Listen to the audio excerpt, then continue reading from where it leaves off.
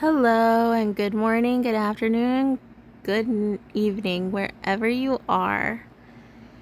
And today we're going to be reading the book of James. I just thought it would be fitting because this is something that I've been going over recently too. So let's read before we go to sleep, yes?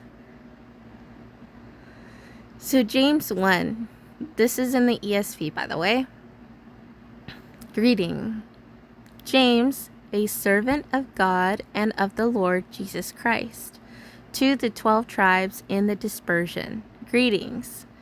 Testing of your faith. Verse 2.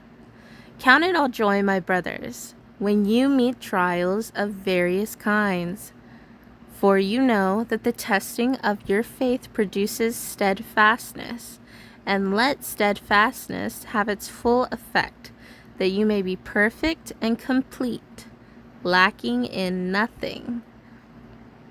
If any of you lacks wisdom, let him ask God, who gives generously to all without reproach, and it will be given him.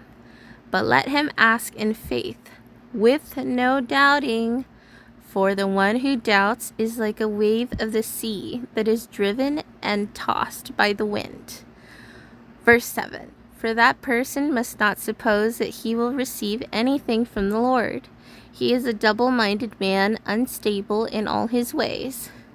Let the lowly brother boast in his exaltation, and the rich in his humiliation, because like a flower of the grass he will pass away.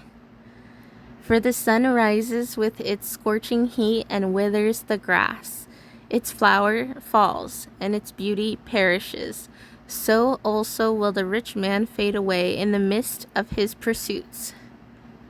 Blessed is the man who remains steadfast under trial, for when he has stood the test, he will receive the crown of life, which God has promised to those who love him. Let no one say when he is tempted, I am being tempted by God.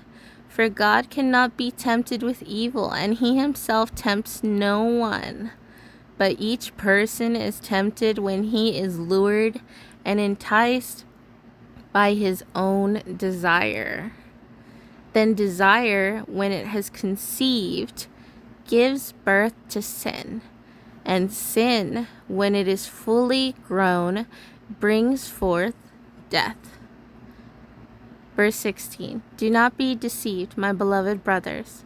Every good gift and every perfect gift is from above, coming down from the Father of lights, with whom there is no variation or shadow due to change.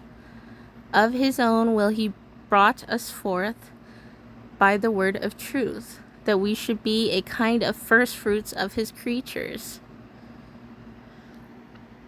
Hearing and doing the word. Verse 19. Knowing this, my beloved brothers, let every person be quick to hear, slow to speak, and slow to anger, for the anger of man does not produce the righteousness of God. Therefore put away all filthiness and rampant wickedness, and receive with meekness the implanted word, which is able to save your souls. But be doers of the word, and not hearers, only deceiving yourselves.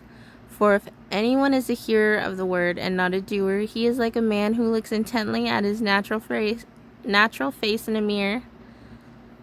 For he looks at himself and goes away, and at once forgets what he was like. But the one who looks into the perfect law, the law of liberty, and perseveres, being no hearer who forgets, but a doer who acts, he will be blessed in his doing. If anyone thinks he is religious and does not bridle his tongue, but deceives his heart, this person's religion is worthless. Religion that is pure and undefiled before God the Father is this: to visit orphans and widows in their affliction, and to keep oneself unstained from the world. And this has been James 1. So some things to keep in mind. Don't read the word and then forget. This is something that we should be etching into our hearts. Not just being hearers, but doers of the word. So abiding by it. And also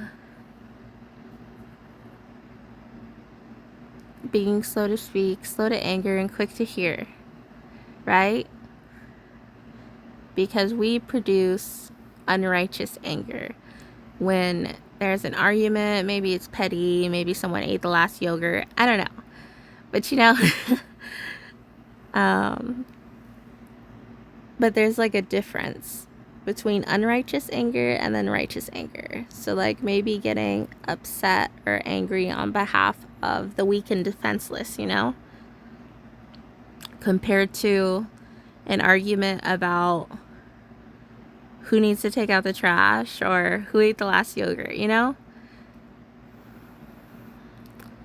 And also, oh, you know how some people say, oh, God's tempting me. That's not true, because we read it right here that God doesn't tempt anyone. Do we face temptations? Yes.